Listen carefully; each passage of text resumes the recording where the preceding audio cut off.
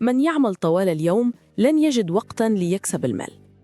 قد تبدو هذه العبارة متناقضة في ظاهرها، لكنها تحمل واحدة من أهم الحقائق عن بناء الثروة.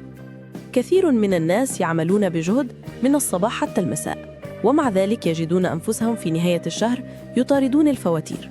المشكلة ليست في قلة الجهد، بل في غياب التفكير الذكي. أنت مشغول بتنفيذ العمل لدرجة أنك لا تجد وقتاً لتفكر في كيفية بناء مصدر دخل يحررك من هذا الروتين. هناك نوعان من العقول في عالم المال.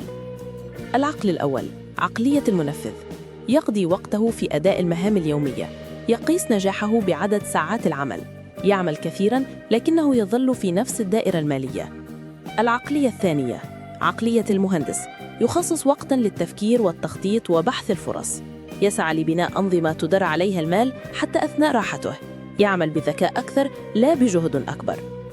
الخلاصة: العمل الشاق يضمن لك البقاء، لكن العمل الذكي يضمن لك الحرية. الثروة لا تأتي من زيادة الجهد، بل من تحسين طريقة التفكير. خصص ساعة واحدة يومياً للتعلم والتخطيط وإدارة أموالك، وستفاجأ بأن نتائجها تفوق يوماً كاملاً من العمل المتواصل. لو الفيديو فادك سيبه ينتشر عشان غيرك كمان يستفيد، وادعمنا بلايك وقول لنا رأيك في كومنت.